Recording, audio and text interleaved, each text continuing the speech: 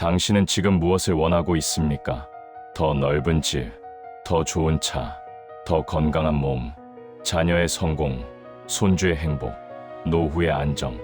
원하는 것을 얻으면 행복해질 거라고 믿었지요. 그래서 평생을 달려왔습니다. 그런데 이상합니다. 원하던 것을 손에 넣어도 기쁨은 금세 사라집니다. 잠깐의 만족 뒤에 찾아오는 건 또 다른 욕망이지요. 아니면 텅 빈 허무함입니다. 왜 우리는 채워도 목마를까요? 왜 가질수록 더 불안해질까요? 200년 전 한 철학자가 이 질문에 답했습니다. 그의 이름은 쇼펜하우어입니다. 1800년대 초 독일의 단치, 부유한 상인의 아들로 태어난 소년이 있었습니다. 그의 이름은 아르투어 쇼펜하우어. 겉으로 보기엔 모든 것을 가진 아이였지요. 넉넉한 재산, 유럽 여행, 최고의 교육, 부러울 것 하나 없는 환경이었습니다. 하지만 그의 내면은 달랐습니다. 아버지는 늘 바빴고 어머니는 차가웠지요. 17살 때 아버지가 창고에서 숨진 채 발견됩니다. 자살이었습니다. 쇼펜하우어는 평생 그 상처를 안고 살았습니다. 어머니와는 사이가 멀어져 20년 넘게 만나지 않았지요. 그는 물었습니다. 왜 인간은 모든 것을 가져도 행복하지 않은가? 왜 고통은 끝나지 않는가?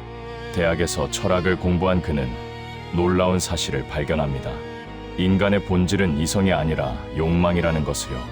우리는 생각하는 존재이기 전에 원하는 존재입니다. 끊임없이 무언가를 갈망하지요. 그런데 욕망의 본질은 결핍입니다. 무언가가 부족하기 때문에 원하는 것이지요. 그래서 욕망은 고통입니다. 원하는 것이 있다는 건 지금 괴롭다는 뜻이니까요. 그렇다면 욕망이 채워지면 행복할까요? 쇼펜하우어는 고개를 저었습니다.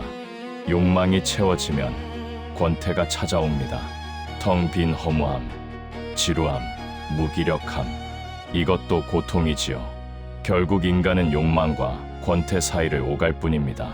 지게추처럼 고통과 고통 사이를 왔다 갔다 하지요.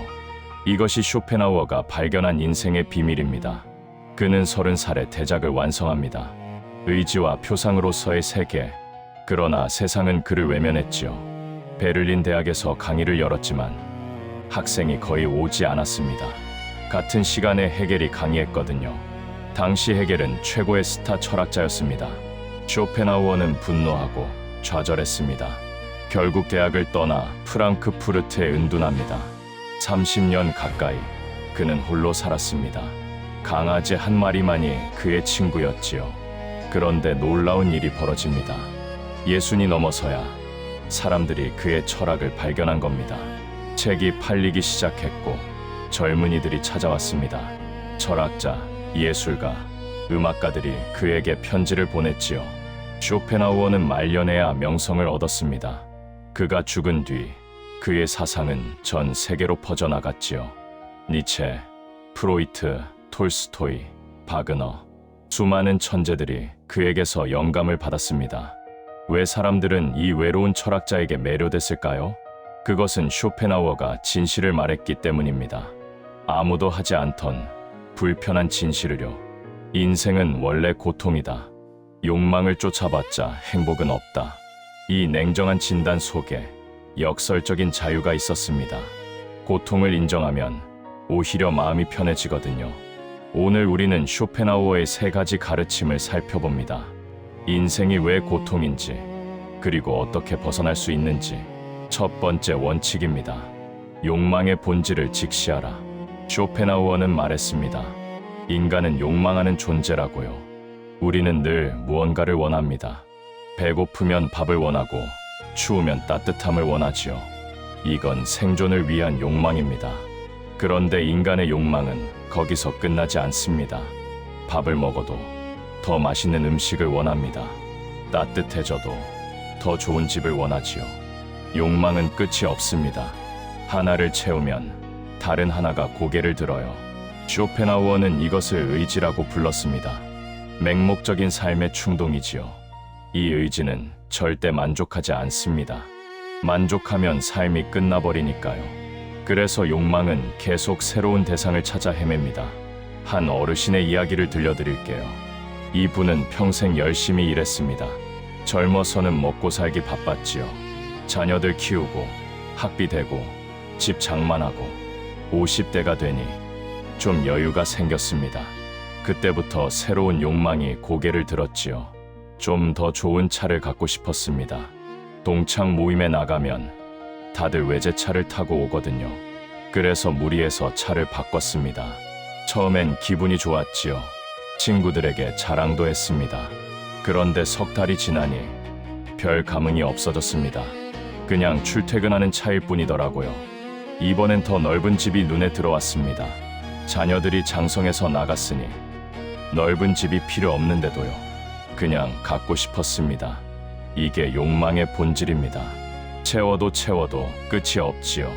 쇼펜하우어는 이것을 물레방아에 비유했습니다. 물레방아는 물이 와야 돌아갑니다.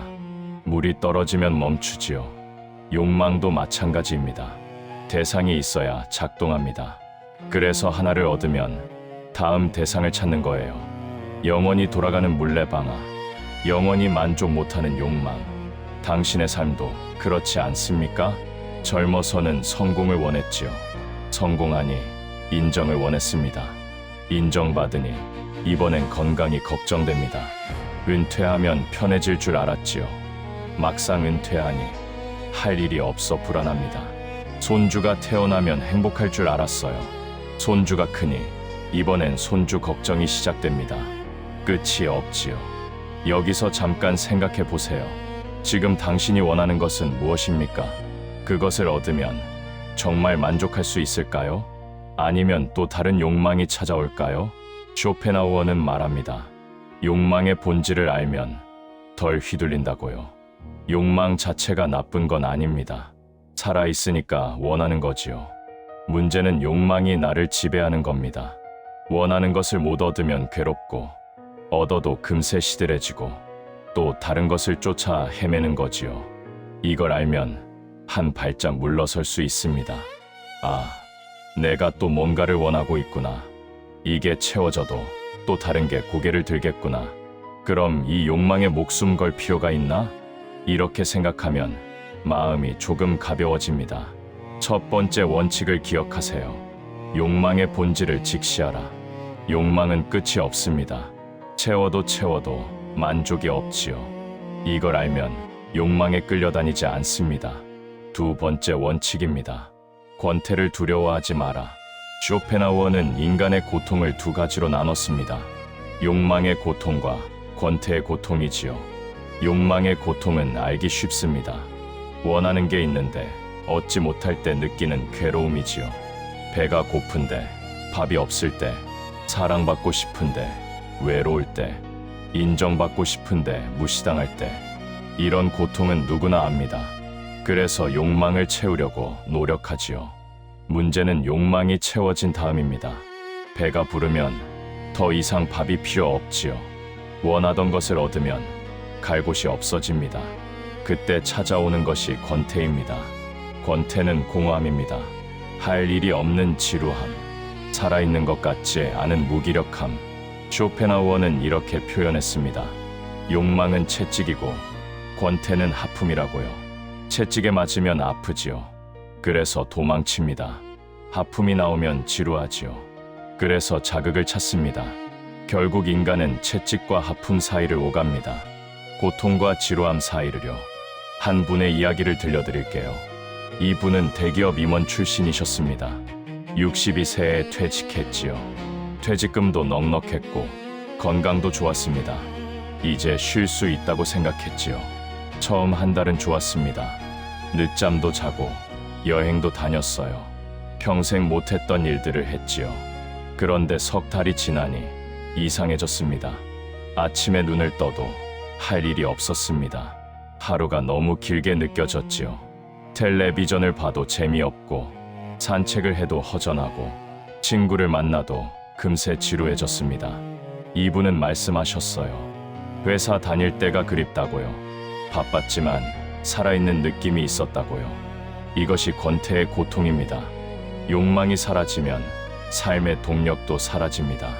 아무것도 하고 싶지 않은 무기력함, 시간이 멈춘 것 같은 공허함. 쇼펜하우어는 이것도 고통이라고 했습니다. 어쩌면 욕망의 고통보다 더 견디기 힘들다고요. 왜냐하면 욕망의 고통에는 목표가 있거든요. 원하는 것을 얻으면 끝이지요. 하지만 권태에는 목표가 없습니다. 뭘 해도 해결이 안 되거든요. 그래서 더 괴롭습니다. 동창회에 가면 이런 분들을 볼 수 있지요. 어떤 분은 여전히 바쁩니다. 사업을 하든 봉사를 하든 취미 활동을 하든 뭔가를 하고 있지요. 어떤 분은 무기력해 보입니다. 특별히 하는 일 없이 하루하루 보내고 있어요. 눈빛에 생기가 없지요. 차이가 뭘까요? 쇼펜하우어는 답을 알고 있었습니다. 권태를 피하려면 정신 활동이 필요하다고요. 여기서 중요한 게 있습니다. 정신 활동이란 욕망을 쫓는 게 아닙니다. 돈을 더 벌겠다, 명예를 더 얻겠다, 이런 건 또 다른 욕망일 뿐이지요.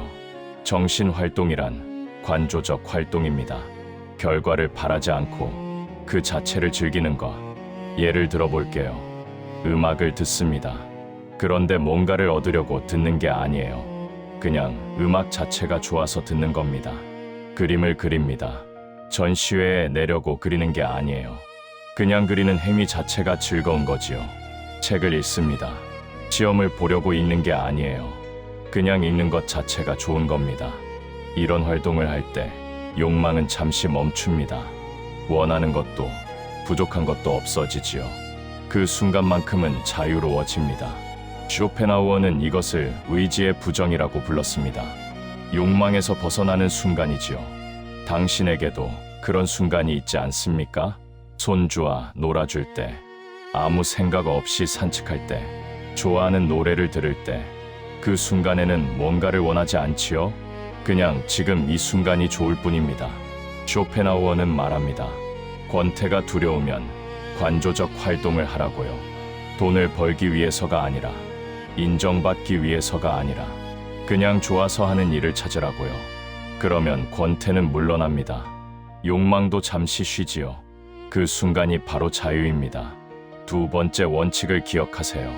권태를 두려워하지 마라.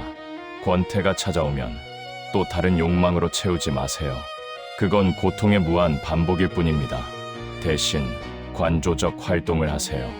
결과를 바라지 않고 그 자체를 즐기는 일. 음악, 그림, 독서, 산책, 원예, 무엇이든 좋습니다. 당신이 좋아하는 일이면 됩니다. 그 순간 욕망은 멈추고 권태도 사라지고 평화가 찾아옵니다. 세 번째 원칙입니다. 고통 속에서 자유를 찾아라.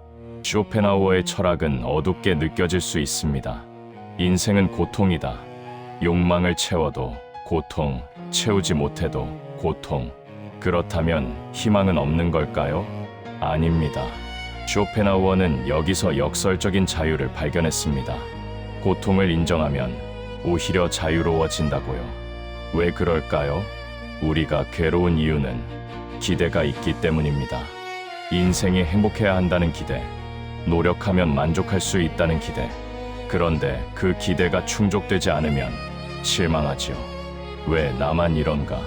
왜 인생이 이런가? 분노하고 원망하고 좌절합니다. 쇼펜하우어는 말합니다. 기대 자체를 내려놓으라고요. 인생이 원래 고통이라면 고통이 찾아왔을 때 놀랄 필요가 없습니다. 당연한 일이니까요. 반대로 평화로운 순간이 있다면 그건 기적이지요. 감사할 일입니다. 이렇게 생각하면 마음이 편해집니다. 한 어르신의 이야기를 들려드릴게요. 이분은 70대 초반이셨습니다. 평생 건강하게 살아오셨지요. 큰 병 한 번 없이요. 그런데 어느 날 건강검진에서 문제가 발견됐습니다. 암이었습니다. 다행히 초기 단계였지요. 수술을 받고 회복했습니다. 지금은 건강하게 지내고 계세요. 그런데 이분이 말씀하셨습니다.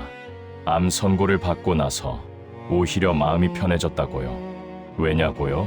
전에는 건강이 당연했대요. 아프면 안 된다고 생각했대요. 그래서 건강 걱정을 늘 하면서 살았지요. 그런데 암을 겪고 나니 생각이 바뀌었답니다. 아, 인간은 원래 아프구나. 건강한 게 당연한 게 아니구나. 그러니까 오늘 건강한 것만으로도 감사해졌대요. 아침에 눈을 뜨는 것, 밥을 먹을 수 있는 것, 걸어 다닐 수 있는 것, 전에는 당연했던 것들이 이제는 감사하게 느껴진다고요. 이것이 쇼펜하우어가 말한 자유입니다. 기대를 내려놓으면 실망도 사라집니다. 고통을 인정하면 고통에 덜 휘둘립니다. 이상하게 들릴 수 있어요. 고통을 인정하면 더 괴롭지 않나요? 아닙니다. 괴로운 건 고통 자체가 아니에요. 고통이 있어서는 안 된다는 생각이 괴로운 겁니다. 왜 나만 힘든가? 왜 인생이 이런가? 뭔가 잘못된 거 아닌가? 이런 생각이 고통을 2배로 만들지요. 쇼펜하우어는 말합니다. 고통은 원래 있는 거라고요. 특별한 게 아니라고요. 당신만 힘든 게 아닙니다. 모든 인간이 힘듭니다. 살아있으면 고통이 있어요. 이걸 받아들이면 마음이 가벼워집니다. 왜 나만 이런가? 하는 질문이 사라지거든요. 그냥 인생이 그런 거구나 하고 인정하게 됩니다. 쇼펜하우어는 동양 철학에도 관심이 많았습니다. 특히 불교와 힌두교에서 영감을 받았지요. 불교에서도 비슷한 말을 합니다. 일체계고 모든 것이 고통이라고요. 그런데 이게 절망의 메시지가 아닙니다. 오히려 해방의 메시지지요. 고통을 인정하면 고통에서 자유로워집니다. 피하려고 발버둥 치지 않으니까요. 그냥 있는 그대로 받아들이니까요. 여기서 한 가지 오해를 풀어야 합니다. 쇼펜하우어가 말하는 건 포기가 아닙니다. 아무것도 하지 말라는 게 아니에요. 그가 말하는 건 집착하지 말라는 겁니다. 원하는 게 있어도 괜찮습니다. 노력하는 것도 좋지요. 다만 결과에 목숨 걸지 마세요. 얻으면 좋고 못 얻어도 괜찮다고 생각하세요. 그러면 욕망에 끌려다니지 않습니다. 결과가 어떻든 마음은 평화롭지요. 쇼펜하우어 본인도 그렇게 살았습니다. 그는 젊어서 인정받지 못했지요. 책이 안 팔리고 강의에 학생이 안 왔습니다. 30년 가까이 무명이었어요.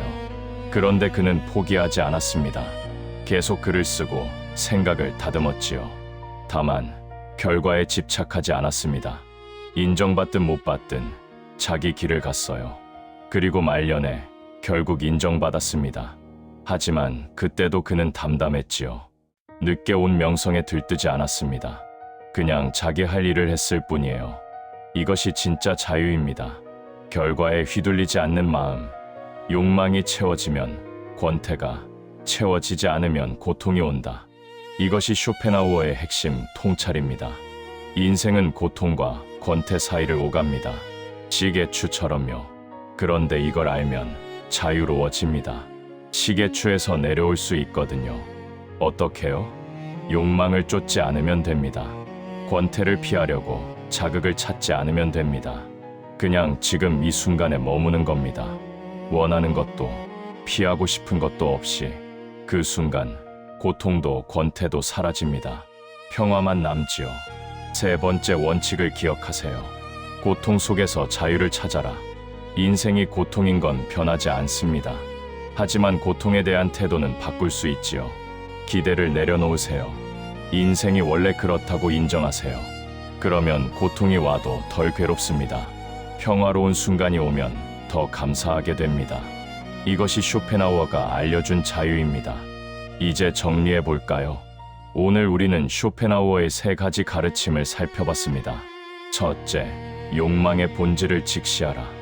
욕망은 끝이 없습니다. 채워도 채워도 만족이 없지요. 이걸 알면 욕망에 덜 휘둘립니다. 둘째, 권태를 두려워하지 마라. 권태가 오면 또 다른 욕망으로 채우지 마세요. 대신 관조적 활동을 하세요. 결과를 바라지 않고 그 자체를 즐기는 일. 셋째, 고통 속에서 자유를 찾아라. 인생이 고통인 건 변하지 않습니다. 하지만 기대를 내려놓으면 고통에 덜 휘둘립니다. 쇼펜하우어는 200년 전 사람입니다. 하지만 그의 통찰은 오늘날에도 유효하지요. 특히 지금 이 시대에 더 필요한 것 같습니다. 우리는 끝없이 비교하고 끝없이 원하지요. 더 많이, 더 빨리, 더 좋은 것을. 소셜미디어는 남의 행복을 보여주고 광고는 끝없이 욕망을 자극합니다. 그런데 가질수록 행복해지던가요? 아니지요. 오히려 불안하고 공허해집니다. 쇼펜하우어는 이미 이 비밀을 알았습니다. 욕망을 쫓아봤자 행복은 없다고요. 그렇다면 어떻게 해야 할까요? 쇼펜하우어는 말합니다. 멈추라고요. 쫓지 마세요. 비교하지 마세요. 그냥 지금 여기에 있으세요. 당신이 가진 것을 보세요. 당신 곁에 있는 사람들을 보세요. 지금 이 순간을 느껴보세요. 거기에 평화가 있습니다. 거기에 자유가 있지요. 오늘부터 실천해 보세요. 첫째, 하루에 한 번 욕망을 관찰하세요. 지금 내가 뭘 원하고 있지? 이걸 얻으면 정말 만족할까? 잠깐 멈추고 생각해 보세요. 둘째, 결과를 바라지 않는 활동을 하나 찾으세요. 돈을 벌기 위해서가 아니라, 인정받기 위해서가 아니라, 그냥 좋아서 하는 일. 그게 뭔지 생각해 보세요. 셋째, 고통이 왔을 때 인정하세요. 왜 나만 힘든가? 하지 마세요.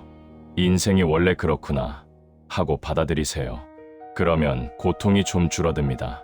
당신은 이미 많은 것을 겪어왔습니다. 기쁨도, 슬픔도, 성공도, 실패도. 그 모든 경험이 당신을 여기까지 데려왔지요. 이제 조금 내려놓아도 됩니다. 더 가지지 않아도 됩니다. 더 증명하지 않아도 됩니다. 지금 이대로 당신은 충분합니다. 쇼펜하우어는 외롭게 살았습니다. 하지만 그의 사상은 200년이 지난 지금도 살아있지요. 왜냐하면 그가 진실을 말했기 때문입니다. 인간의 고통에 대한 진실을요. 오늘 그 진실이 당신에게도 닿았으면 합니다. 욕망에서 벗어나는 순간, 권태에서 자유로워지는 순간, 고통을 있는 그대로 받아들이는 순간, 그 순간 당신은 평화를 찾을 겁니다. 이 영상이 도움이 되셨다면 좋아요와 구독 부탁드립니다. 다음 영상에서 또 만나요.